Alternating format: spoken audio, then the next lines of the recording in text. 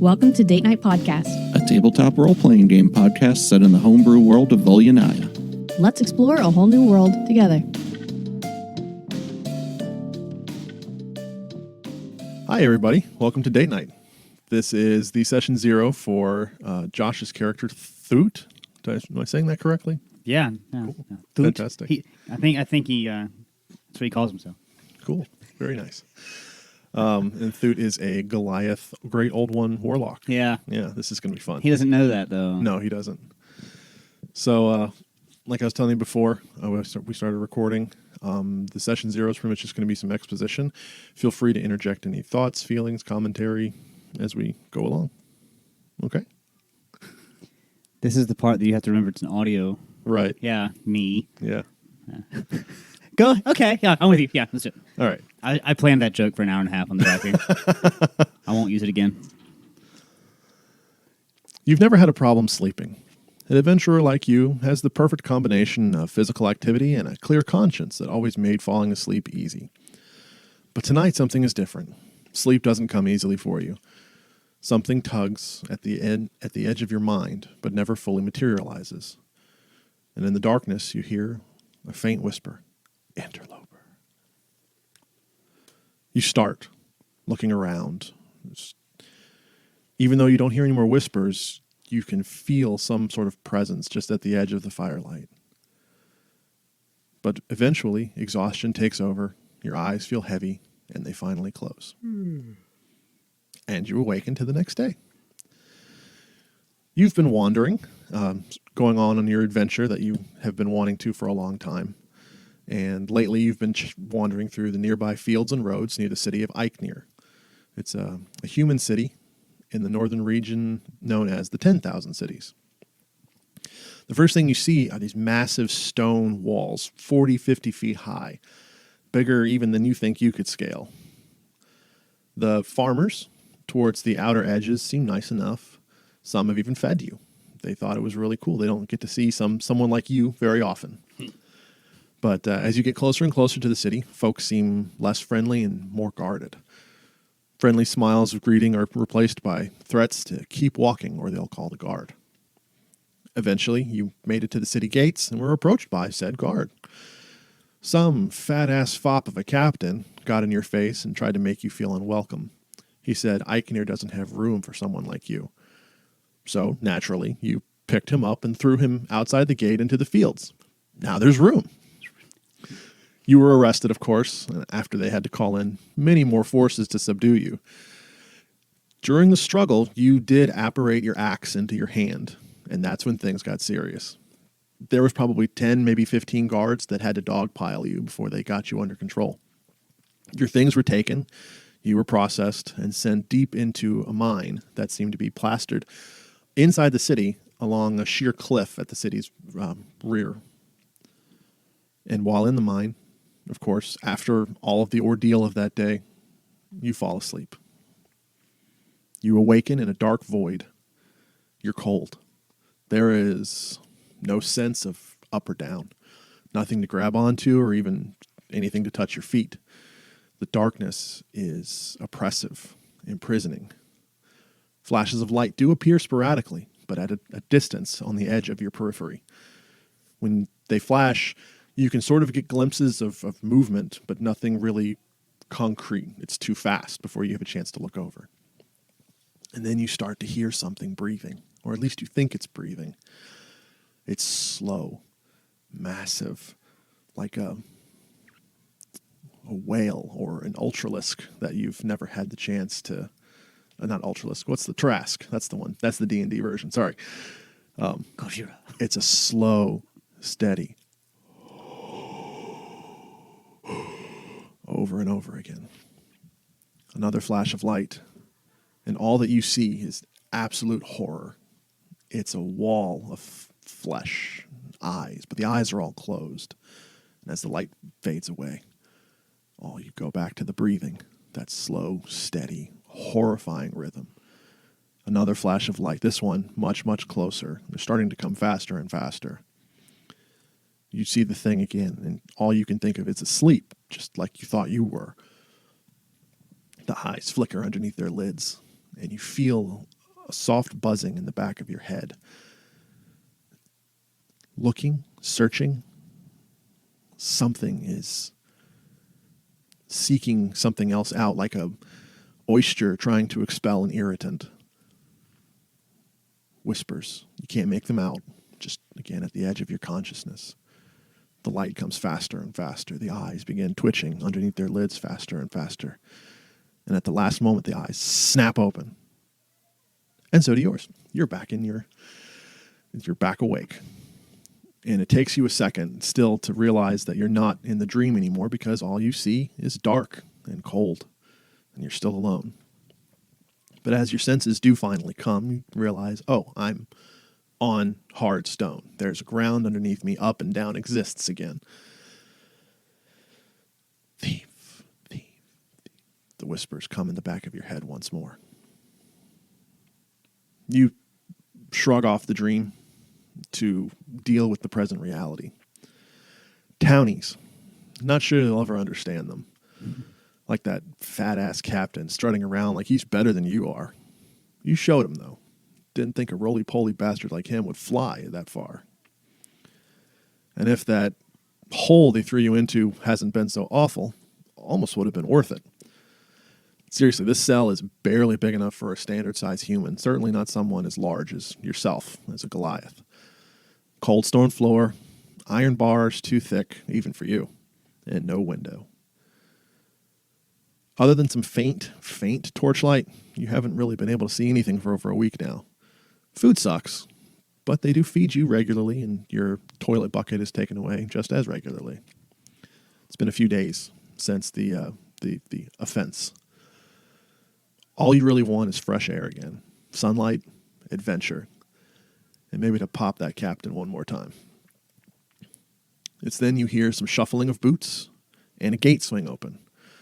The guards go past just through your field of vision, and they come back, a couple of them. This time they have a human woman with them. She looks tired, ragged, cold, just like you. A few moments later, they come back again with a halfling man. He's older. Looks like if he's in this place for too much longer, he's probably not going to survive. And finally, they come for you.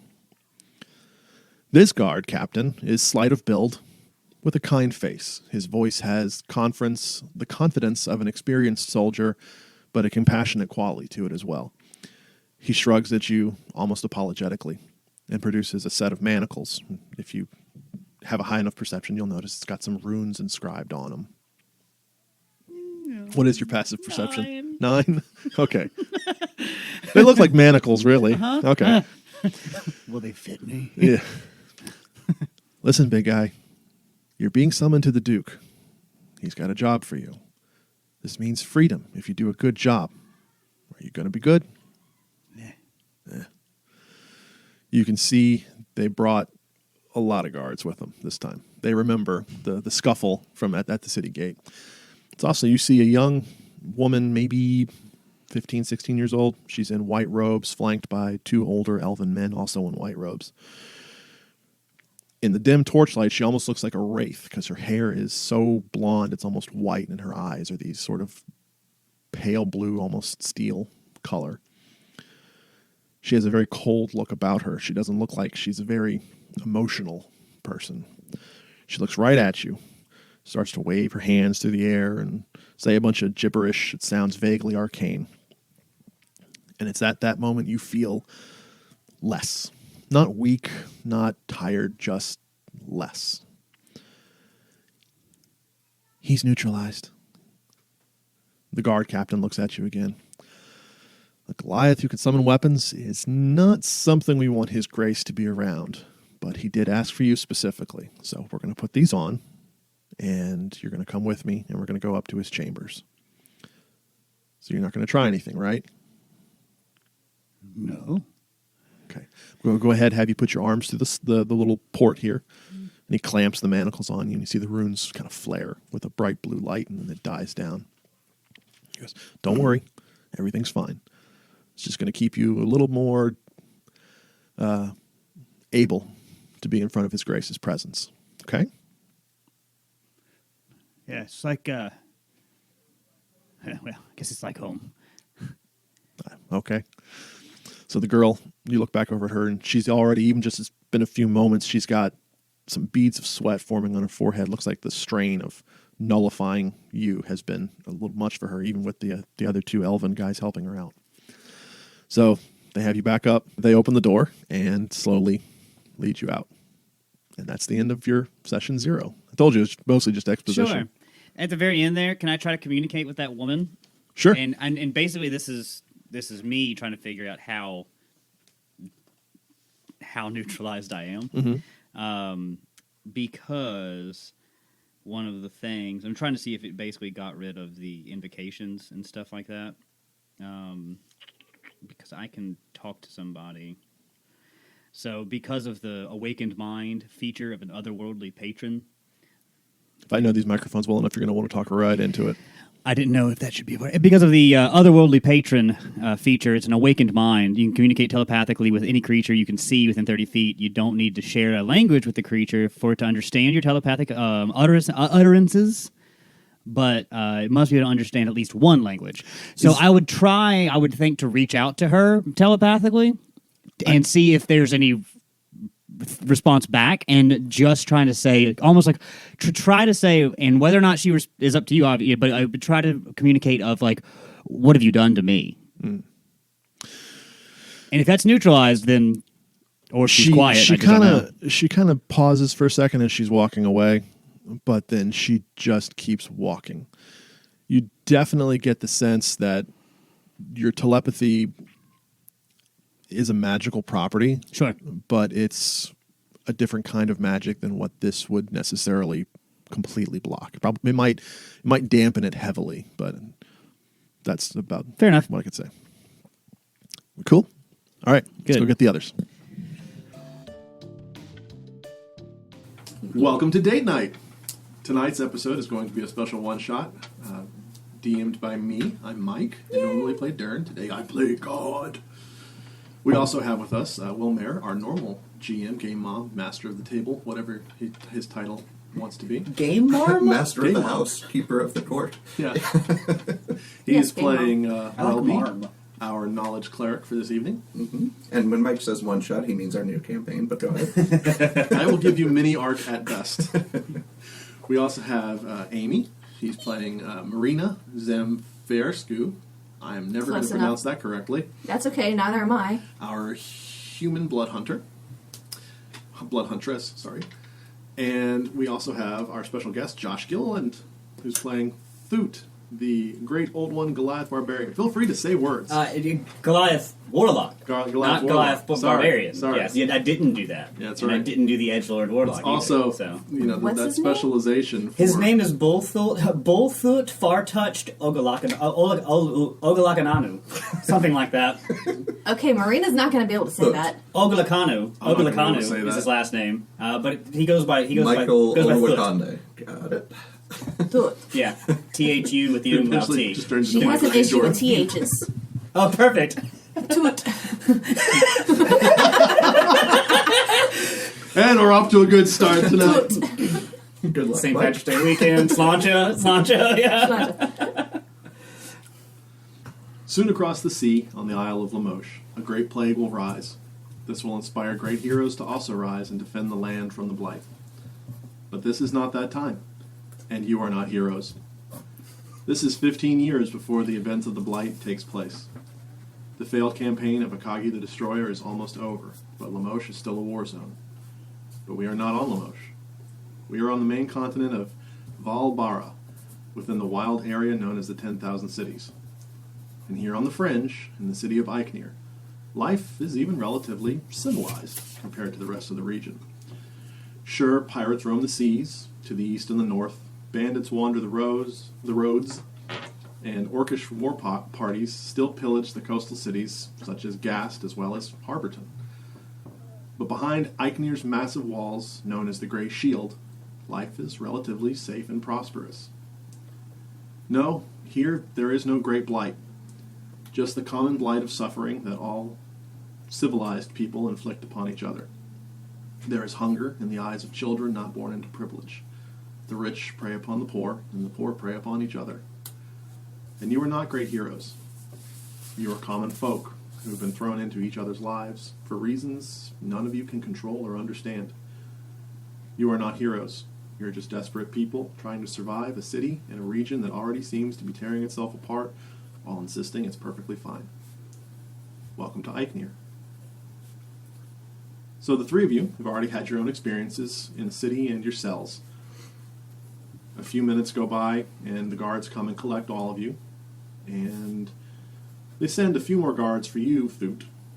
But you are all led through the darkness, barely lit by torchlight, through tunnels, up several flights of stairs, down back corridors, and finally up to what can only be described as an austere mead hall. The walls are dark hardwoods with tapestries of silver and forest green. The ceiling is open in the middle to let in the daylight, and there's a large fire pit in the middle of the room that you sense is probably used on rainy days and nights and stuff like that. The feel of the place is best described as that of Spartan elegance. Nothing overly fanciful, but everything is finely crafted and clearly of the best quality. As you are presented in the Great Hall, you look around and notice there are guards everywhere. And even in a small balcony behind you, there are more guards with heavy crossbows, already trained on you. My reputation precedes me. It wasn't me. Your eyes follow the line of guards along the walls to the other side of the hall, where there is a human man standing in front of a wooden throne-like chair with a large two-handed hammer resting against the side. He's dressed in very fine clothes, although upon closer inspection they hold more of a high military rank to them than that of garments of royalty. His hair, salt and pepper, with a little more salt at this point in time. His close shaven on the sides and a receding hairline on top. That same salt and pepper hair can be found in a thick, bristly, kind of broom handle mustache that covers most of his upper lip. His eyes are cold and gray, and when he speaks, his voice booms to fill the hall. I trust you all know who I am, but in case you do not, I am Duke Jurgen Graycastle, and you are all criminals, sentenced to wither away in the mine. Normally, I wouldn't waste my time in such company, but I find myself in a situation where I am in need of people of your persuasion. The Duke turns and slowly paces in front of his throne. The guards are very wary and readied with all of their weapons prepared. My youngest son, Malachus Adelheid Graycastle, has been kidnapped by Orcish raiders operating out of the pirate city of Drofst. They left a ransom note declaring that he was now the hostage of the great destroyer and would only be returned if a large sum of coin and material supplies is given to them. I have no such intention of paying such a ridiculous demand. Now, I myself have ships, but we are a landlocked city, and my ships are for trading.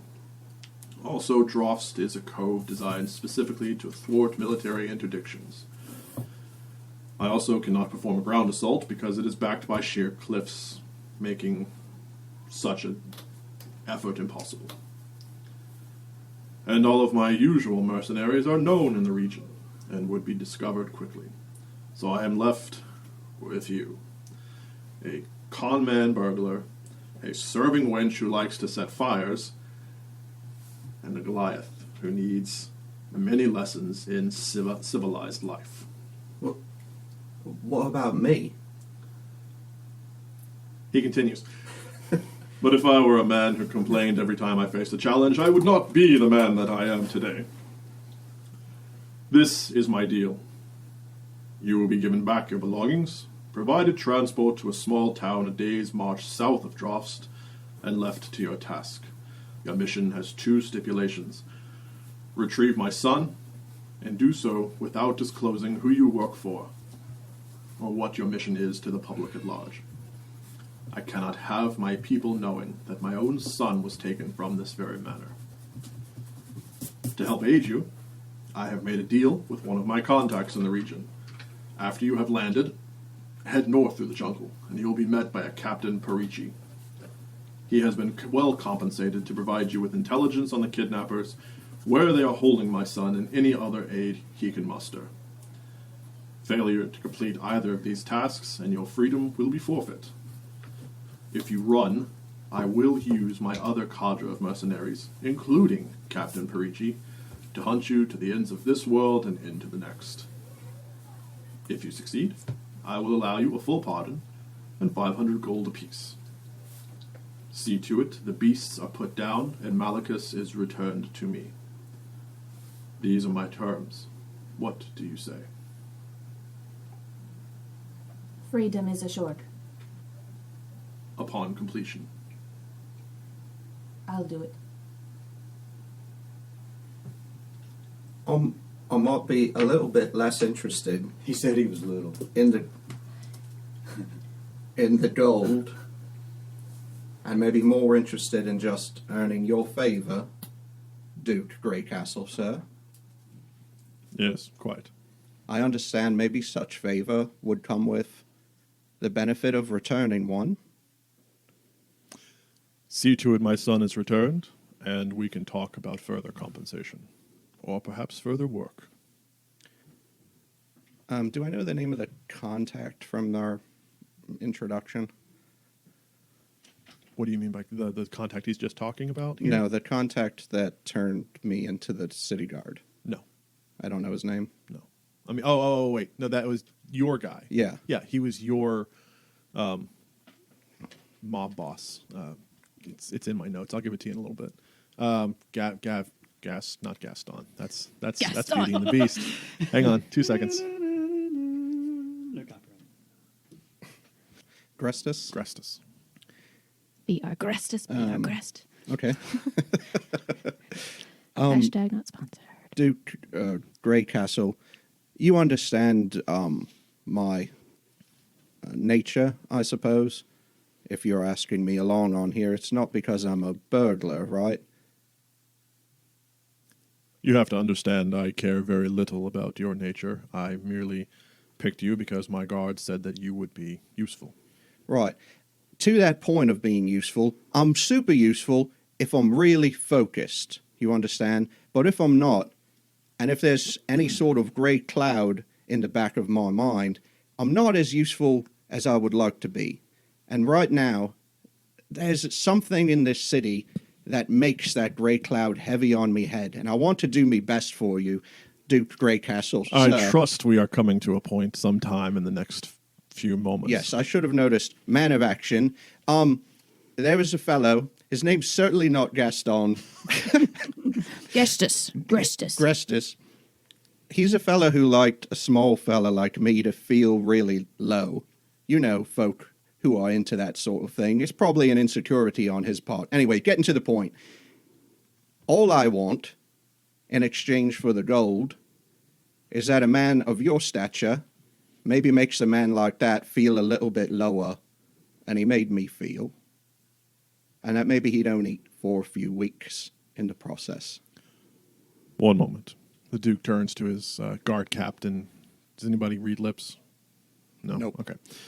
They whisper back and forth for a few seconds, and the guard captain kind of nods. Complete your task, and Grestus will not eat for as long as you deem necessary. That's music to me ears. Lord Duke, sir. Thank you. And you, what do you say to this deal? These orcs strong? Are you big? I Big, have not, strong orcs? have not seen Taking them personally. children? Yes. I'm They in. are certainly strong enough to take children. I'm in. Very well. How many heads you want back? You may keep the heads. All I need is... I'll bring them to you. See which one if you like them. Very well.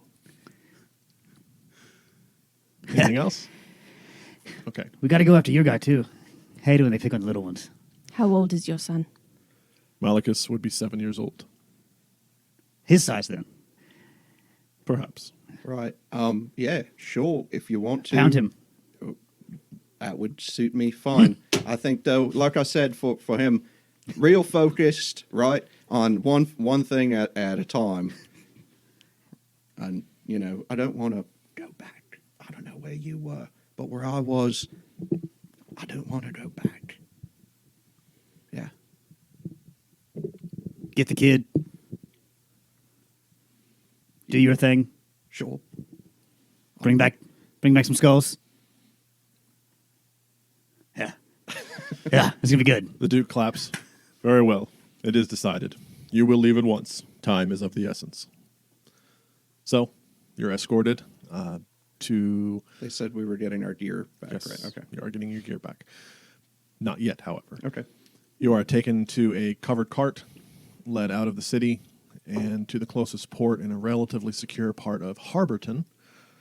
Once on the ship, your bindings are removed, your things are given back, while you travel north to another small village, also named Harborton. But this is a different Harborton. You get the sense that navigation can be difficult in this part of the region just because most coastal towns choose to call themselves Harborton and insist that theirs is the true Harborton. Once your ship docks, you are escorted off the boat and left to your devices. This Harborton looks to be not much more than a fishing village. What would you like to do? You know, I have to say, I was actually kind of just taking your lead there. You seem like probably a smart one, and the other guy didn't seem strong or smart, so I tried to act confident like you. So thank you. Right, yes. Very smart. See, You're obviously not strong, so you have to be something. Right. And that's what I've learned around here. You've got to play to your strengths, and yours, I assume, is strengths. I can also kill Yes.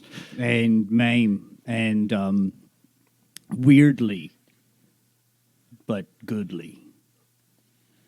Right. I'm the only Goliath wizard. Really? Yeah. A wizard? Magics you probably don't understand. I wouldn't have. Looking at you, I think I would have guessed it. Wizard, yeah. First inkling was, here's our wizard. You talk a lot. I do. Listen, while we're here, I should say, in Arborton, we've got to kind of let people know what we're looking for. But the trick is, if we're going to say anything more specific than Arborton, there can be disputes in this particular area about what this area is called or that area is called. So it can be helpful to speak in the past tense.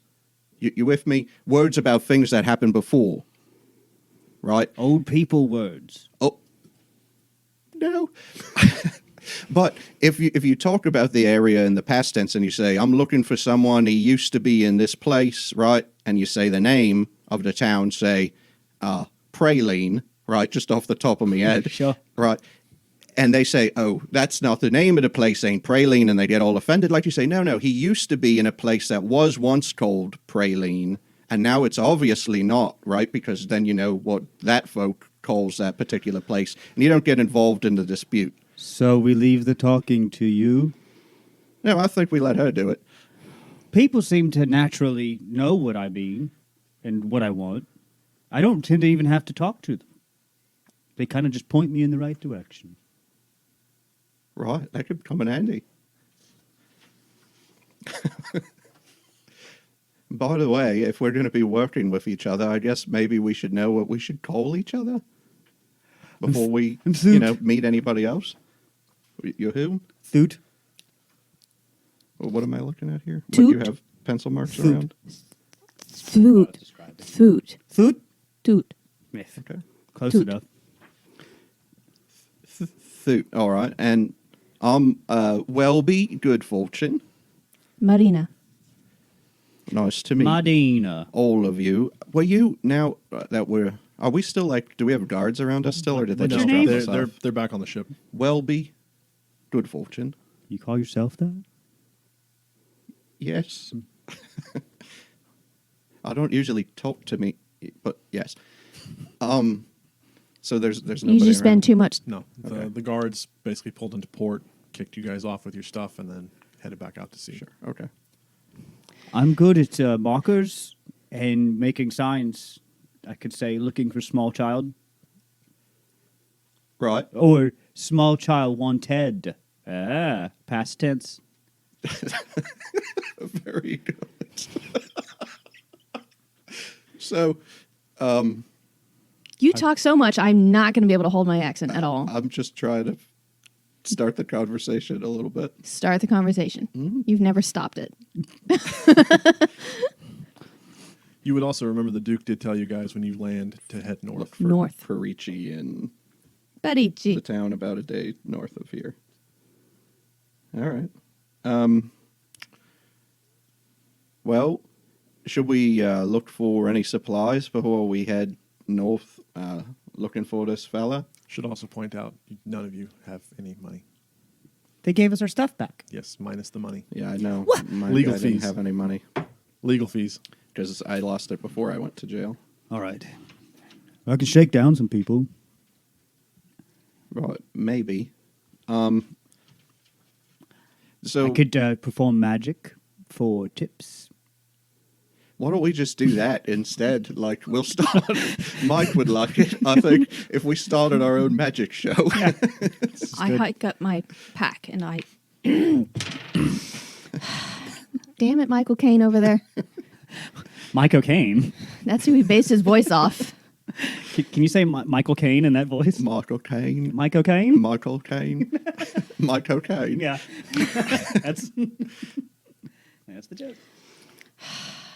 I think we should follow her. It looks like she knows which way is She starts heading north the right direction.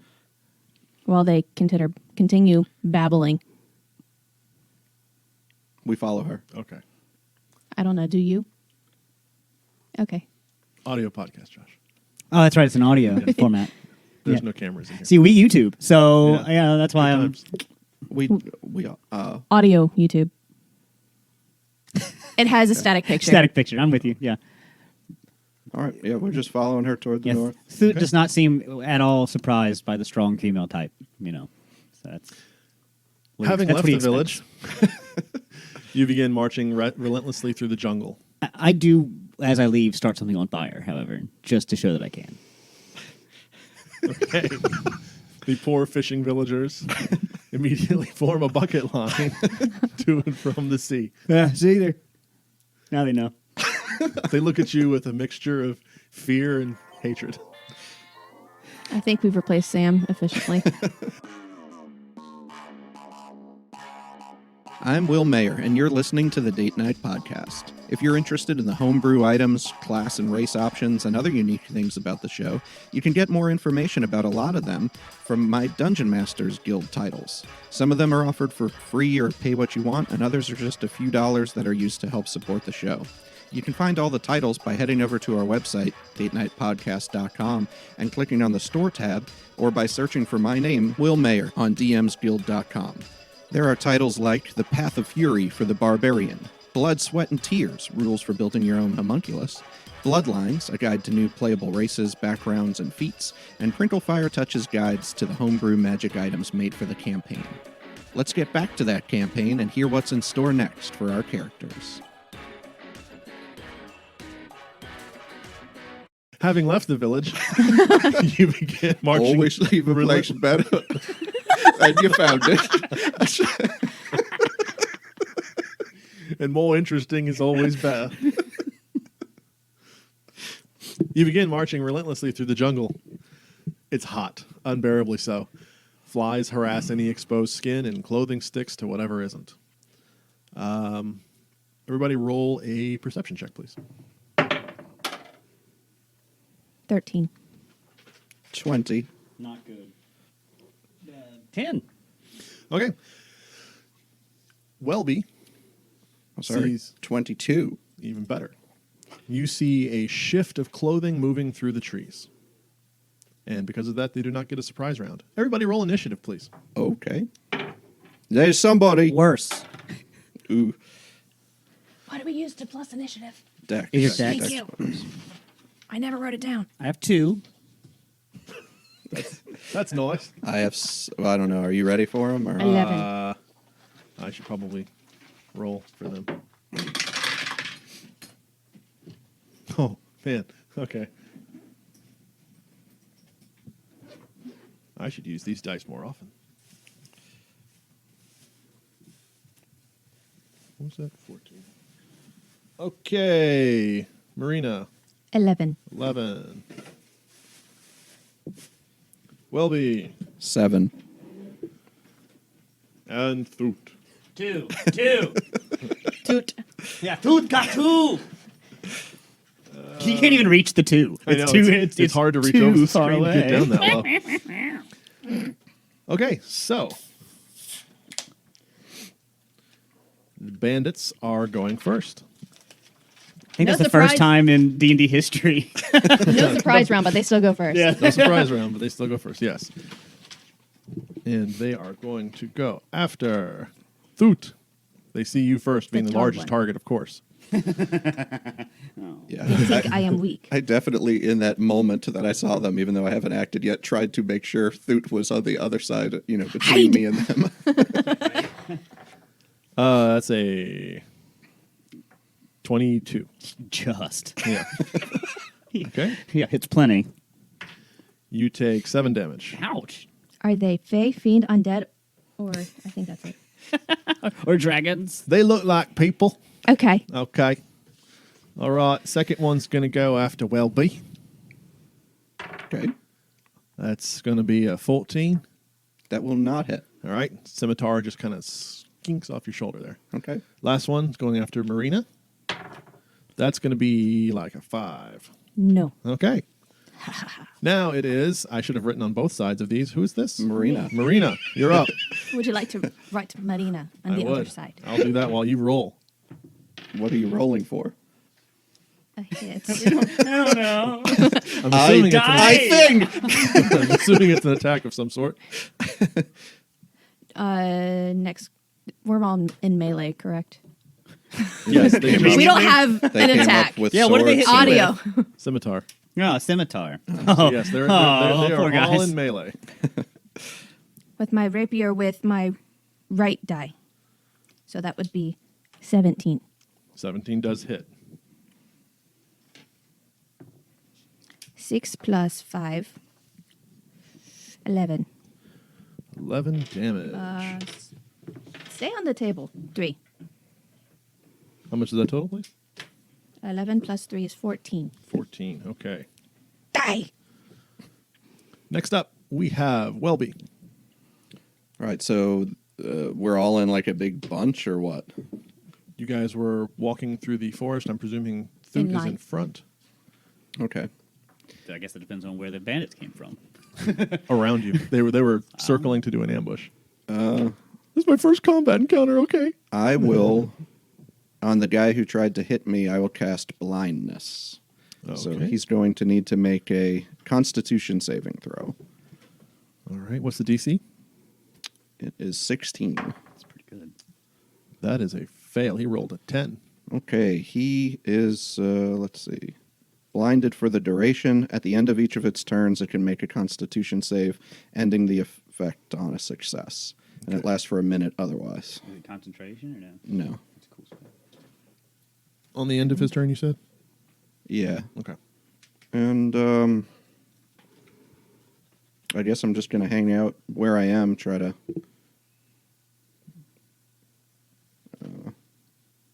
well, actually, I'm going to use that opportunity after blinding him to try to back up as, out of the way and maybe hide behind a tree if I can find one. Okay, he's going to get an opportunity attack. Yep. Rolled at disadvantage. Good, because that first one was a nat 20. Second one was a nat 1. I'll take the See nat how it one. works? Yeah. Yeah. Okay. I'll try to see if I could hide behind a tree. Okay, make a stealth check. I can't technically hide with. I don't have a bonus action to do it. I'm just Oh, trying to okay. take some cover. Okay. So, okay, that's it. I was honest. Okay. We'll say you've got 3/4. Okay. All right. Thüt, coming in at number 2. Oh, yeah. So one ran up and sliced me with a scimitar, is Correct. what you're saying. Okay, yeah. So I'm bigger than him, By I would far. presume. Great. Is there a bigger one than him that I can actively see? Because I'm not. No, you full- say he's probably the biggest one. That looks Oh. like they probably, like, you know. like intentionally sent Jack in. Yeah, they're like, take the big Jack, one. No, you get take the big one. Yeah. All right. Oh man, there's so many things that I can do. So I'm going to start with.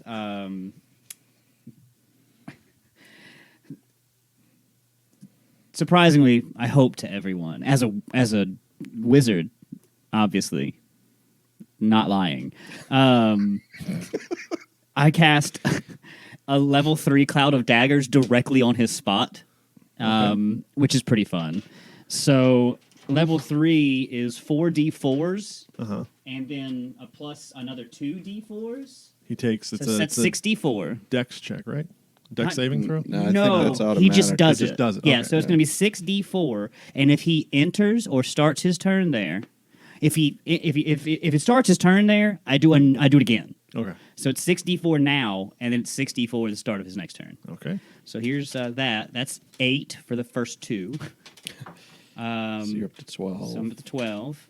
And then, so that's 18 for that one. Okay. And then I'll roll it again, the start of Jack the Lumberjack's turn. Okay. So after this first round, one's been stabbed, one's been daggered, and one is just, I can't say anything. Yeah, pretty much. And then I'm going to get on the other side of him. I'm going to try to overrun.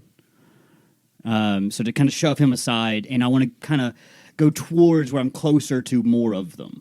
Okay. However that would work out. All right. So it's my strength versus his, basically. I hope I do well with a 19. Yes. He rolled a 16. You win. Great. Oh, actually, and it is athletics, so it's actually bigger than that. Well, you still win. You just Great. win by more. It's even more impressive when you push him out of the way. Yeah. Okay. Right, yeah, strength. His strength. Good. And apparently, like, daggers. All right, back to the top of the round. Wait, when you push him, do you push him out of the space that he was currently occupying? Oh no. No. It's basically You just knock him, it's move basically through in all order for me to space. get on the other side of him. Okay, that doesn't knock him the prone or only way anything to- like that? No, I didn't choose to do that. Okay, 10-4. All right, back to the top. Oh, okay. He is going to slash again at you as you're... But you move past him. No, he's still completely in. He's just going to move to the other side. Yeah, I'm on the other side. I moved closer to where I can be in, maybe closer to more of them. Oh, Was okay. my plan. I got you. Like so, maybe there's something I want to do. Did that you way. move out of his melee range? No, not at all. No. But this is the start of his turn. This is the start of So his I'm going to turn. roll these again to see Yep, if he dies. go for it. Hopefully he dies. 5, 12. Not as good. Well, 12 is it. so 17. He's dead. Ha! He gets blended. Yeah, and that's just going to stay there. So remember that there's a swirling cyclone of Right daggers right behind me. As yeah, Good deal. he reaches up to scimitar So enemy 1 and gets Sharknadoed. is gone. Yeah, Sharknado. All right, enemy number 2 is the one going up against Maryna. So he's going to try to attack her again. Missed last time. This time he rolls a 7 plus. We got 8. Still a miss. I'm guessing. Yes. Yeah. I didn't think your armor would be that low. He sucks.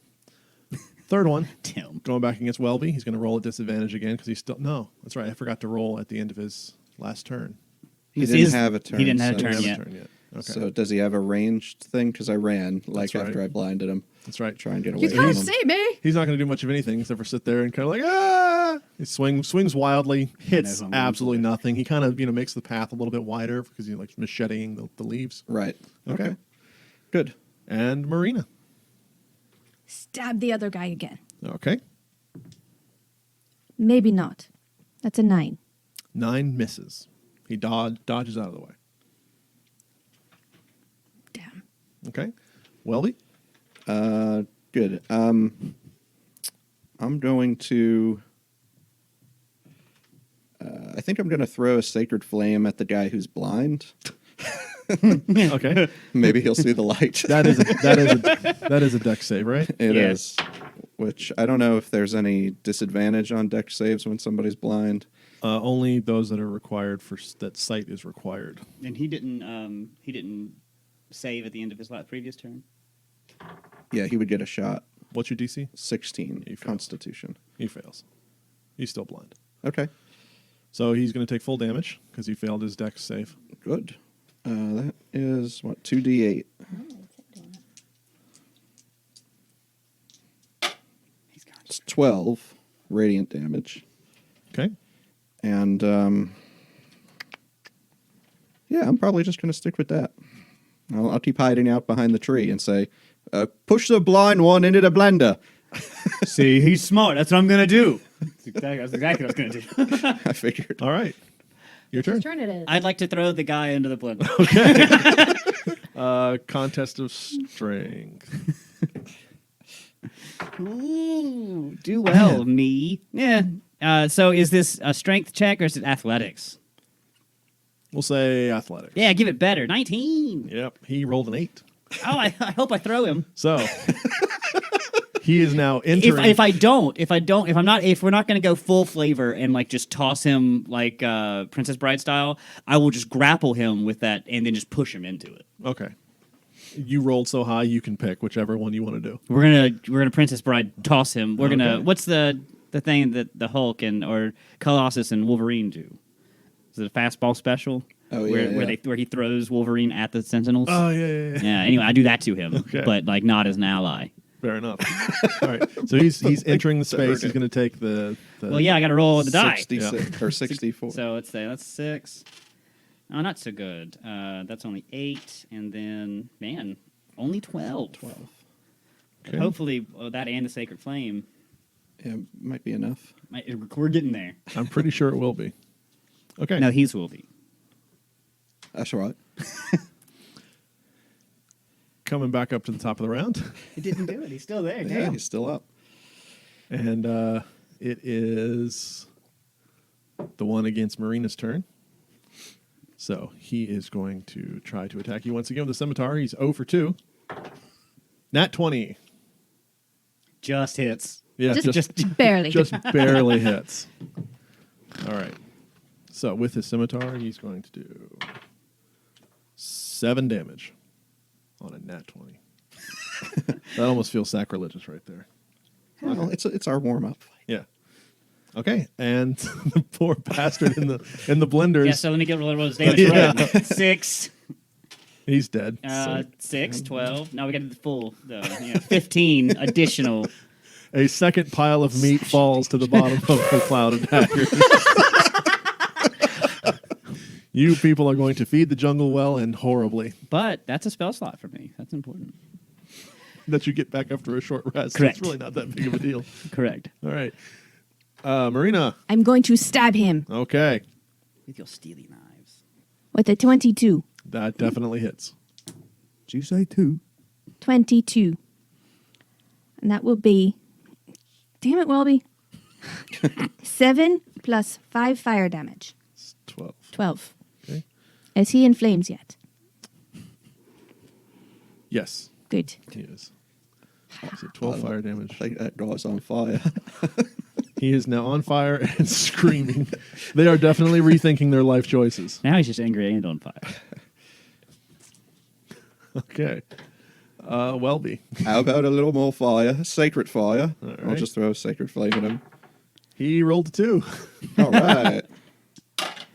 Ooh, that's 4 damage. And that's exactly how many hit points he had left. Oh, okay. So this poor bastard dies in a fire next to his companions who died in a blender. Hey, I could put it out, and I throw him in the blender. Flaming bits of horror go flying everywhere. That's what I do with my turn. Congratulations, you have defeated the bandits. Well, I hesitate to say, do you think they had anything interesting? I'm going to look for money. If they did, So you touch it? I'm looking around first. I won't get near the I rolled a 19. Do the they have a door money pouch? area. you find I'll drop it. you find a small pouch, or I should say, tattered pieces of what used to be a pouch. There is nothing in it. They had nothing. Nothing. Right, I mean, they were in the jungle, so I'm not really interested in things, but I don't really have much food in my pack, and I'm not sure how long we're moving. Does anybody have any, or should we try to look through? I'm concerned that we won't be able to Do distinguish. not turn into the grease wizard. That we won't be No. able to distinguish the bits, and I don't really want to, No. if we No. don't have to. No, don't. No, no. I provide the small one with hardtack. Okay. Don't be the grease wizard, Goody. please. My favorite. Thank you. I have lots. Okay. Don't ask where I keep it. We weren't going to. Sometimes being a knowledge cleric is not helpful. On to Perici. Afterwards, you continue on.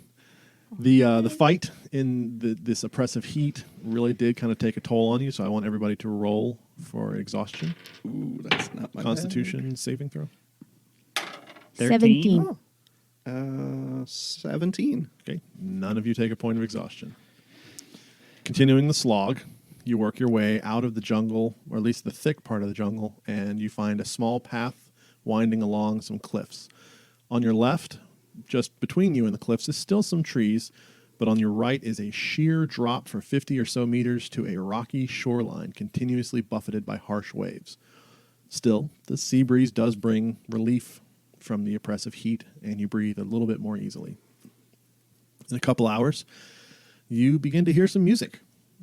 Ahead, through the trees, you can see a small campfire and a rather motley assortment dancing around it. A man in his 40s with many scars and sunburned plays a flute, while a tiefling woman with purple skin dances around the fire, twirling swords artistically. Another woman, human, seems to do some sort of ritualized martial arts choreography. Behind them, an Azer with brass skin and flaming beard tries to clap along, but it's clearly got no rhythm, and its metal hands are just discordant against the fairly good flute playing. And then next to the Azer, the last one you see is a large Mosin, covered from head to toe in several varieties of fungus. He just sits there, smiling and smoking a long pipe with purple smoke coming out of it. Out of curiosity, is his name Umu? His name is Umu. Yes! Sorry. As they see you approach, the music stops, and the older man stands to his feet. His smile is broad and genuine, and he flourishes with his arms and almost knocks over a lamp. A lamp in the campsite. Yes. Hello, my friends. We are so privileged that you have finally arrived. Welcome to the glorious camp of the legendary Saul Salvador Eontero Llanos Perici, and glory to you for finally becoming a part of his tale. Well, We found the parrot cheese. yeah. It's expecting a bird. Now that's a welcome, right? Yeah, food then. Well, yes, of course. Come around the campfire. I will feed you. I like him. Our sincerest apologies. You need not stop the revelry on our part at all. Yes, of course. We shall continue. And he starts playing a flute again. The Mosin does bring over a tray of several different kinds of mushrooms. They've all been prepared and cooked and seasoned. I'm assuming everybody's okay with mushrooms. Anybody have any dietary restrictions? It's not kosher. I'm all right. All right. That's very good food. Right, nothing against the odd tack or nothing. I'll save that for later. It keeps. Yeah. Well, of course, my friends. I suspect you are the Duke's men. Am I correct? Right, the Duke's chosen men, for sure. She's not a min. Well, in the I belong to sense no of one. Gender, maybe not. I belong to no one. This is fascinating. Okay.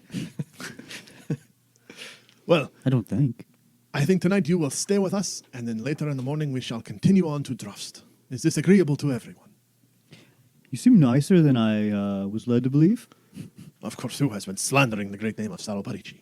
The dumb one in the court. You're going to have to be more specific. I find many city-dwelling folk The to broom be... on his face. Ah, the Duke himself.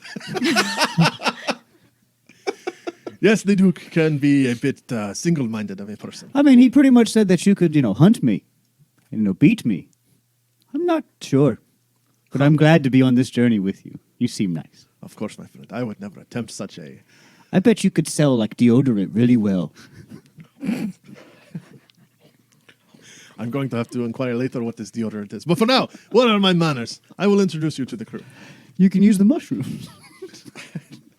Wellby not paying great Mask attention your to the stench. introduction to the crew. He's just chowing down after having hobbity been thing in the with it? hole. Saul for is completely 3 weeks. okay with this. Yeah. He, in fact, seems to enjoy the fact that And you're enjoying yourself. If there's any music still going on, he's very happy. Well, Saul was playing the flute, but he's Okay. talking now. So okay. he points to the Azer. This is my cannoneer and carpenter, Brazin Aruzers. The Azer kind of bows. Brazil. Brazin Aruzers. The Azer bows somewhat ceremonially. Pleasure. And this, of course, is my first mate, Talia Ventrov. It's the tiefling woman with the purple skin. She twirls and puts her 2 twin scimitars away, and she just smiles and flourishes as well. I'm definitely watching the tiefling as I'm eating, even if I don't know who anybody is particularly. Okay. He gestures to the other woman, but before he can say her name, she pipes up, "Hello there, loves. I'm Tracy. It's nice to meet you." I like Tracy. Trixie might be offended at that. That's not even close to the same accent, love. It's kind of close. Oh, I mean, geographically. And then finally, he motions over to the large Mosin. And I'm Umu. A pleasure to make all of your acquaintances. I hope you're liking the mushrooms. These are choice, He mate. picks another one off his shoulder and just puts it straight into his mouth. And I take a second with all the mushrooms in my mouth and shrug and keep eating them. Now, of course, everyone, But- please eat. Eat up. I put my mushroom down. We can talk more about strategy once we have finished eating. All right, anybody want me to cook anything up while we're at it? I mean, the mushrooms are grand, but you got anything else you'd like to throw in? too? Yeah, I'll love it. I'm real Andy in a kitchen or a campsite. Let me show you my spices. Please. Okay. And he leads you over Okay. to his tent, which has got a pretty well stocked, like one of those little wooden kits that he pops open and it's got all the different things in it. Okay. I pull out my cook's kit now that I got my gear back, and I'm definitely comparing notes and seeing if we might trade for some spices I don't have and give him some he His doesn't have. is much more rustic compared Yeah. to probably what you're used to cooking in a city. That's Good spices, very fresh, probably grown not that long ago, all right. through Druidcraft or whatnot. Yeah, And would you like to trade any of these? I'm always looking for more variety. he has absolutely no metal cookware. It's all wood or fungus.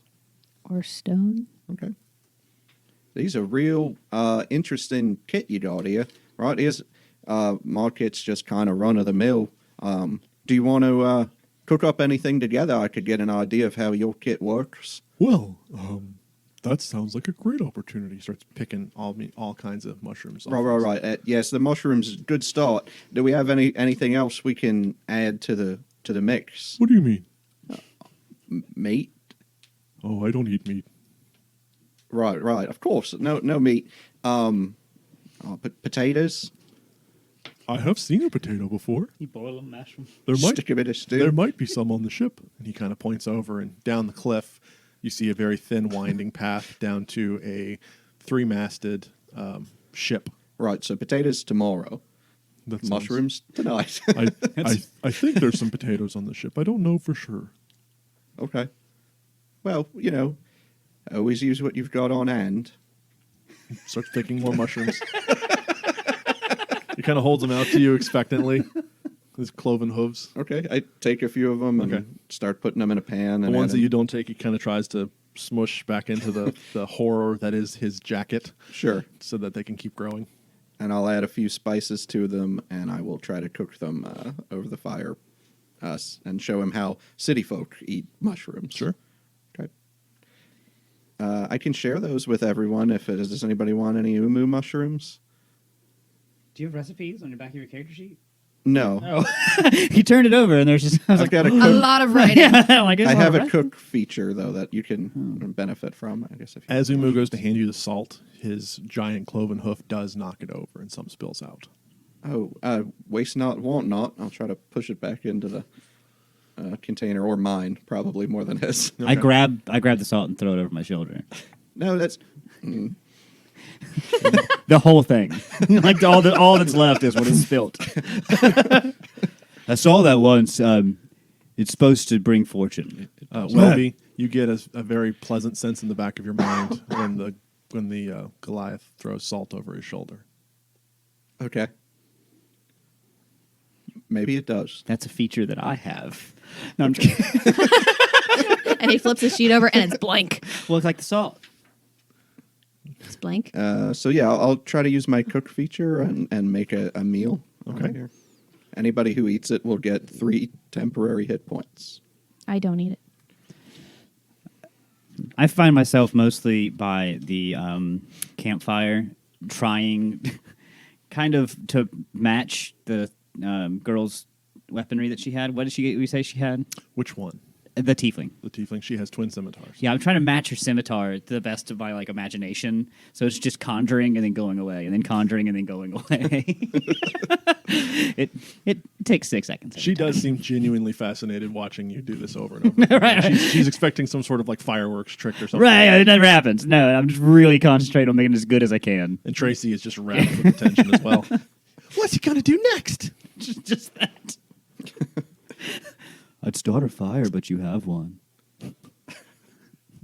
He would. Need a blender. So you guys all eat. I know where presume? meat is. Are you eating anything? No, you're not eating. I ate some of the mushroom, and then I was kind of grossed out when Umu. Here, I got some mushrooms.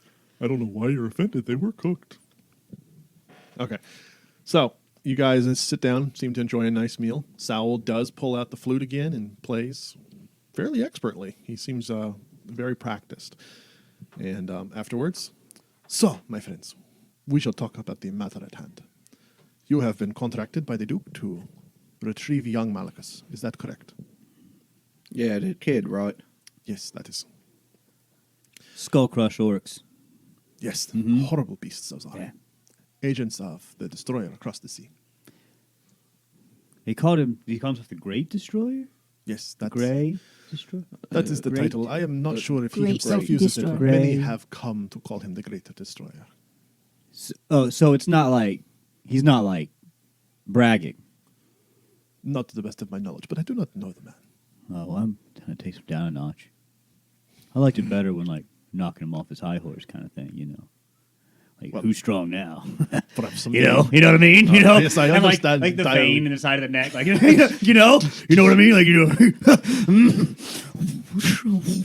sword appearing, not appearing. Grabs mushroom, calms down. Just needs salt.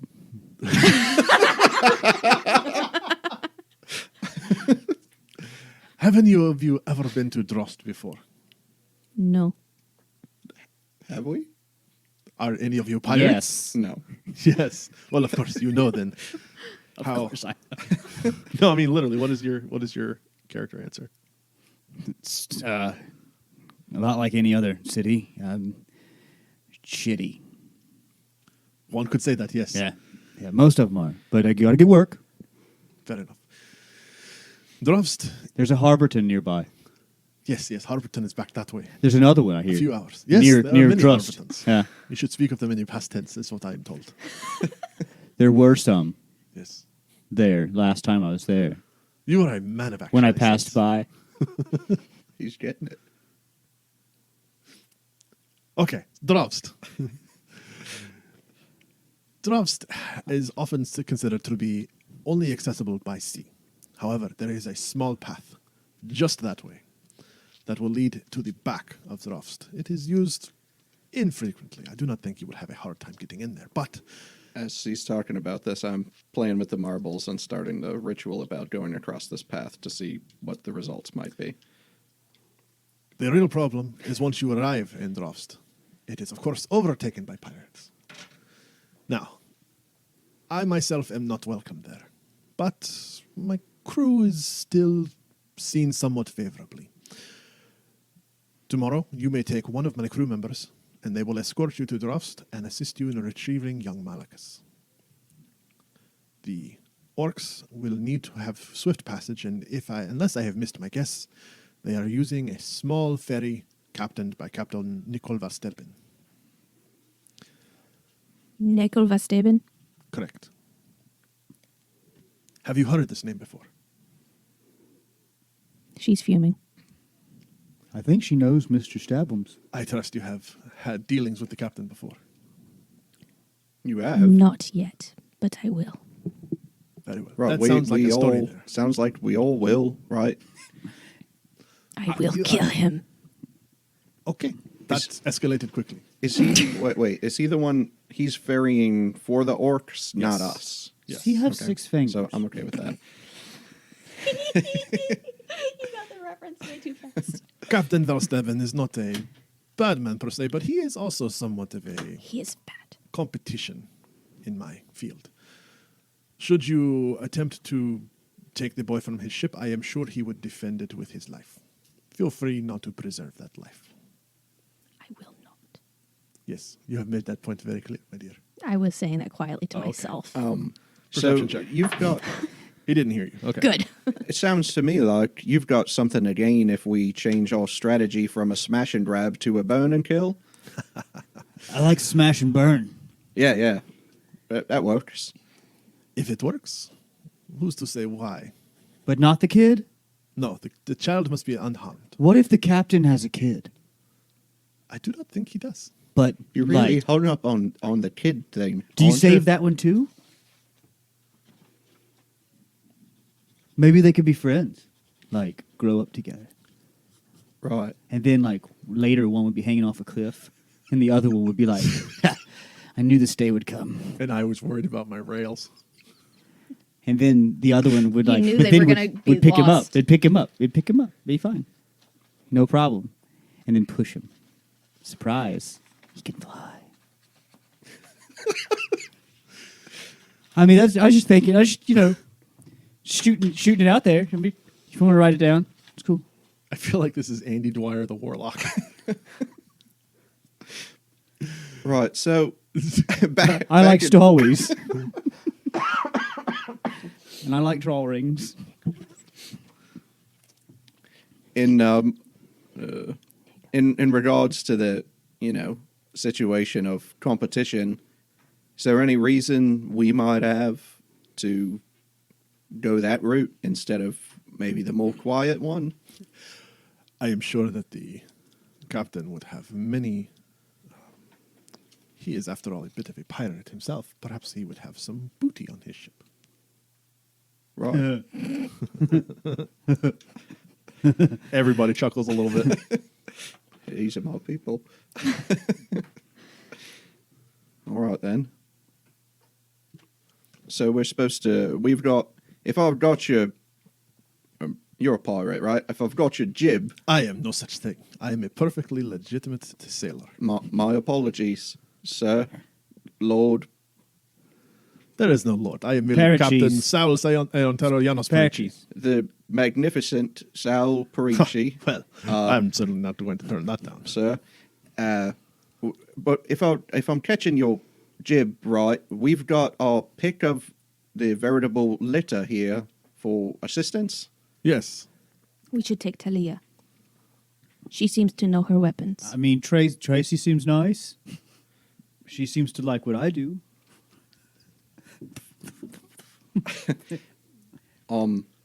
Perhaps you would like to learn a little bit more about the crew. No. Yes. Yes. Yes. So how He about walks yes? away and tries to create 2 now, but he can't successfully create 2 at once, and he's tired. This doesn't take spell slots, does it? No, it doesn't. Okay. No, it takes an action. Okay. So, Oh, yeah. God. Every 6 seconds. New weapon. Exactly. So, New so weapon. now he's getting it in each hand, but the other one's disappearing, and he's pissed. Pointedly turning away from them. Well, yeah, I'm walking in the woods. Okay. Yeah, we'd be interested. More about your crew. Very well. Brazin, come over here. Big Azer walks over. Yes, Captain. What is it that you do? Pulls out a warhammer. I make things. Just a bit more specific. I make metal things. Sal just kind of pinches the top of his nose. Brazin is a craftsman like no other. He also, gong, gong, gong, very sturdy. By the way, did I get any read when I pulled any of the marbles out of my pocket about the when Specifically about the path there. Yeah, the path. All white. It's a path. You sense the danger is somewhat past, but the danger in the city itself is not connected to the path there. Okay. Okay. Very well, Brazin. Thank you very much. Brazin kind of stomps away. Umu, you are next. Uma walks over. Yes, Captain. How can I help you? Uma, tell us about yourself. Well, I like mushrooms. I like growing them and eating them and using them to kill people. These are the good ones here. Wait. These are the bad ones back here. Which ones did we have? You had the good ones. I hope so. Here's a bad one. He pulls one off his back. It's dry and withered and looks like a poisonous I'm one. topped off. Thanks. Okay. Puts it back. Yes. He is from one of the lesser-known circles of druid known as a spore druid. I have found his work to be... I have found his work to be somewhat disturbing, if not effective. Next up is... Hi, I'm Tracy. Can I go next? Of course, my dear. You can go next. Well, I'm a bounty hunter, but I... You notice she's got... they're robes, but there's more like a kimono robes, and she's, bindings underneath, and she looks like it's bound in such a way as to give her very much movement, freedom of movement. And she pulls a longbow off of her back, knocks an arrow, and fires it off real quick. It sticks perfectly in a tree about 50 yards away. And I can do that. Wow. Nice. And lastly, Talia, the tiefling woman, comes up and she takes her swords and she starts to sing. And you, Maryna, all of a sudden you feel inspired by her song as she's twirling her swords around. Hooray. Hooray! This is my crew. So she's a bard. I like to sing if that's what you mean. She definitely gives Wellby a vibe of somebody he remembers. So as much as Wellby was interested in the idea of Umu's cooking, he's been watching Talia probably more closely or more interestedly throughout this entire exchange, I guess. But of course, there is no need for you to choose tonight. Think on your options, and tomorrow morning we shall pick a escort for you, and you can be on your way to save young Malachus. Right. Well, sleep in a camp? Yes, I have tents over here for you. Right. In the wilderness? Correct. Perfect. Great. Let's do it. Okay. Any other business? By this time, Thüt comes back and he says, "Camping, yeah, love camping. I have had this bedroll. You want to borrow it? No, I've got... It gives me the best dreams. When I don't have it, I just feel weak or like scared. All right, I'll take it. Yeah. I'll be nearby. Right. We'll share it. Yeah? That's, pack mentality, right? Actually, yeah, that probably sounds okay to Wellby. Like, yeah, sure. We wouldn't want you to not feel safe and strong, so Me. we'll share it. Perfect. So the way you described this to me earlier, this was a human's bedroll? So no. No? No, it's not his bedroll. It's been mine Right. this whole time. It was originally the cloak of a cultist leader.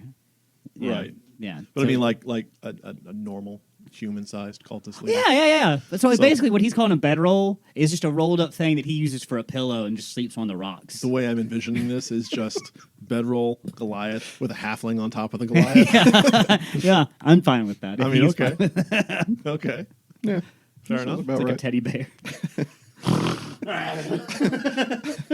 It's probably so tired from being in the hole and not eating for 3 weeks and then marching through the jungle that I don't think it's going to be a problem. Okay. Any further business? I get my hit points back. I don't get hit dice back, but I haven't spent any. Okay. Long rest it is. Then Trina Lucida. Here are some willow. Nichols. Spells like we make it through the long rest. Make it through the long rest.